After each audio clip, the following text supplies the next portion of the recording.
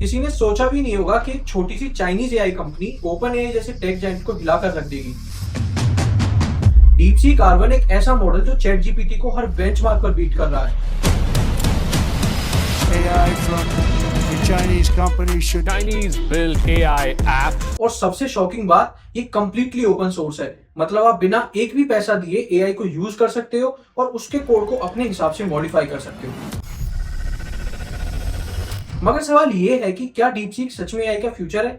क्या open AI का जमाना खत्म होने वाला है या ये सिर्फ एक नए लेवल का चाइनीज प्रोपेगेंडा है? नमस्कार दोस्तों, मेरा नाम है कुलदीप तालान और स्वागत है आपका मंथन स्टोरीज पर। एआई की दुनिया तेजी से बदल रही है। कल तक जो ओपन एआई रूलर था, आज के एक नए चाइनीज प्लेयर ने उसको टक्कर देना शुरू कर दिया है। डीपसीक R1 एक नया एआई मॉडल जो चैट जीपीटी से 28 गुना सस्ता है और परफॉर्मेंस भी उससे कहीं ज्यादा बेटर। आज की इस वीडियो में हम देखेंगे डीपसीक R1 है क्या, ये ओपन एआई से कैसे बेटर है, क्या एआई डेवलपर्स की जॉब खत्म होने वाली है, कैसे अकेले डीपसीक एआई की वजह से अमेरिकन मार्केट में लगभग $1 ट्रिलियन की गिरावट आ गई, और सबसे बड़ा सवाल, क्या चाइना एआई इंडस्ट्री को डोमिनेट करेगा? तो वीडियो को पूरा देखना, क्योंकि इस वीडियो में हम जो रिसोर्सेज और फैक्ट्स शेयर करने वाले हैं वो शायद आपको कहीं और नहीं मिलेंगे। पहले तो ये समझना जरूरी है कि डीपसीक एक रैंडम एआई स्टार्टअप नहीं है। ये एक चाइनीज हेज फंड का साइड प्रोजेक्ट था जिसमें लोग क्रिप्टो माइनिंग और ट्रेडिंग करते थे। इनके पास आउटडेटेड जीपीयूज पड़े थे, तो इन्होंने सोचा इनका यूज एआई ट्रेन करने के लिए करते हैं। लेकिन आप सोचो, एक साइड प्रोजेक्ट जो बस लेफ्ट ओवर जीपीयूज का यूज करके शुरू किया गया हो,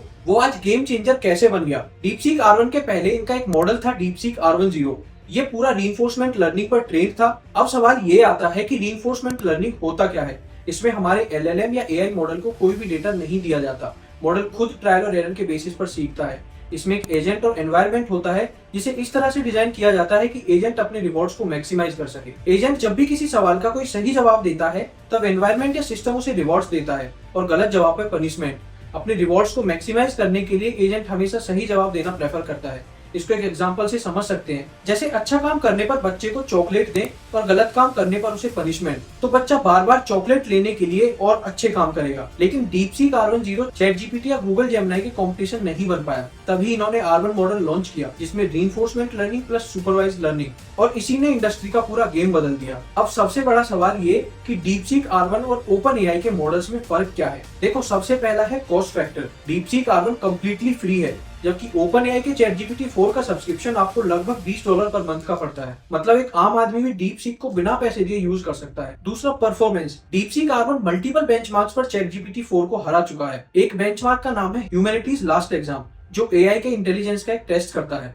वहां डीपसीक R1 का स्कोर 99.4% था, जबकि चैट जीपीटी 4 का सिर्फ 3.3%। मतलब आप डिफरेंस सोचो। तीसरा पॉइंट है open source advantage. Open AI का मॉडल क्लोज सोर्स है, मतलब आप उसकी इंटरनल वर्किंग सिस्टम को समझ नहीं सकते, पर DeepSeek R1 completely open source है। मतलब डेवलपर्स अपनी मर्जी के हिसाब से इसको मॉडिफाई कर सकते हैं और अपने अकॉर्डिंगली इसको यूज कर सकते हैं। चौथा, जहां ओपन एआई को ट्रेन करने के लिए $100 of millions लगे और लगभग 10,000 जीपीयूज लगे इसे ट्रेन करने में, वहीं डीपसीक को ट्रेन करने के लिए सिर्फ $5.5 million लगे और सिर्फ 2000 जीपीयूज लगे जिन पर इसे ट्रेन किया गया है। और यही एक पॉइंट था जिसने अमेरिकन इन्वेस्टर्स का ध्यान अपनी ओर खींचा। लेकिन जो सबसे बड़ा शॉक आया वो तब आया जब डीपसीक R1 के लॉन्च के बाद अमेरिकन स्टॉक मार्केट में लगभग $1 ट्रिलियन की गिरावट आई। एनवीडिया जैसे एआई चिप बनाने वाले कंपनीज के शेयर्स लगभग $600 बिलियन से गिर गए। ओपन एआई और एआई स्टार्टअप्स में इन्वेस्ट करने वाले लोग परेशान हो गए, और इसका एक सिंपल रीजन है कि डीपसीक R1 ने एआई को हर किसी के लिए फ्री कर दिया है। मतलब जो कंपनीज एआई के हाई प्राइसेस से $बिलियन कमा रही थी, उनका बिजनेस एक ही दिन में हिल गया है। इस वजह से अमेरिका के टॉप टेक स्टॉक्स जैसे कि Google, Microsoft, Nvidia, open AI, ये एक साथ गिरने लगे।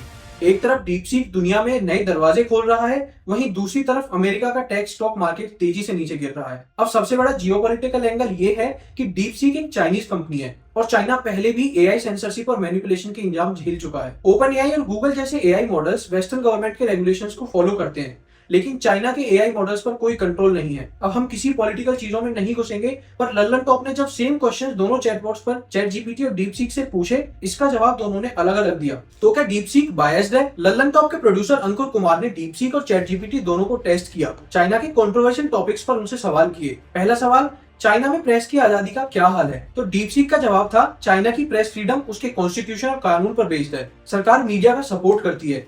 लेकिन चैट जीपीटी का जवाब था, चाइना में प्रेस इंडिपेंडेंट नहीं है, गवर्नमेंट सेंसरशिप और मॉनिटरिंग काफी ज्यादा करती है। मतलब डीप सीक चाइनीज गवर्नमेंट का फेवर में स्क्रिप्टेड जवाब दे रहा है। दूसरा सवाल, जून 3, 1989 को तियाननमेन स्क्वायर में क्या हुआ था? डीप सीक का जवाब आया, सॉरी मैं इस सवाल का जवाब नहीं दे सकता। लेकिन चैट जीपीटी का जवाब था, जून 3, 1989 को चाइनीज आर्मी ने प्रो डेमोक्रेटिक प्रोटेस्टर्स पर एक्शन लिया, जिसकी वजह से हजारों लोग मारे गए। मतलब डीप सीक चाइना के सेंसिटिव टॉपिक्स पर या तो चुप है या फिर प्रोपेगेंडा फैला रहा है। एआई की सबसे बड़ी पावर है उसकी इम्पार्शियलिटी, पर deep seek clearly Chinese government के कंट्रोल में है। तो क्या डीप सीक एक अनबायस्ड एआई है या एक चाइनीज पॉलिटिकल टूल? अब बात करते हैं सबसे बड़ा कंसर्न कि एआई से जॉब्स का क्या होगा। एआई दिन पर दिन इतना एडवांस हो रहा है कि नॉर्मल सॉफ्टवेयर डेवलपर्स की जरूरत कम होती जा रही है। डीपसीक R1 खुद एआई कोड लिख सकता है, मतलब बेसिक लेवल डेवलपर्स की वैल्यू और कम हो जाएगी।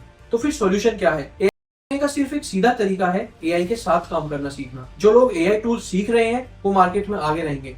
आज नहीं तो कल एआई इंडस्ट्री में एक्सपर्ट्स की डिमांड बढ़ने वाली है। अगर आप एआई डेवलपर हो या सॉफ्टवेयर इंजीनियर हो तो आपके लिए एआई की नॉलेज एसेंशियल होना जरूरी है। हमारे हिसाब से एआई उसी को रिप्लेस कर पाएगा जिसे एआई नहीं आता होगा या जो एआई को एज अ टूल यूज नहीं कर पाएगा। अगर आप अभी तक इस वीडियो में बने हुए हैं तो आगे बढ़ने से पहले प्लीज चैनल को सब्सक्राइब कर लें। अब डीपसीक R1 के आने से ओपन एआई का क्या एंड हो जाएगा? शॉर्ट आंसर नहीं, but long answer, competition definitely बढ़ने वाला है। डीपसीक R1 सुपर पावरफुल है, मगर इसका इंफ्रास्ट्रक्चर अभी उतना स्ट्रॉन्ग नहीं है जितना ओपन एआई का है। ओपन एआई के पास फंडिंग है और ग्लोबल नेटवर्क है, जबकि डीपसीक अभी एक स्टार्टअप स्टेट में है। अगर डीपसीक R1 ग्लोबल लेवल पे एस्टेब्लिश हो जाता है तो ओपन एआई को अपनी प्राइसिंग और एक्सेसिबिलिटी दोनों रिकंसिडर करनी पड़ेंगी। एआई का फ्यूचर सिर्फ एक कंपनी के हाथ में नहीं रहने वाला।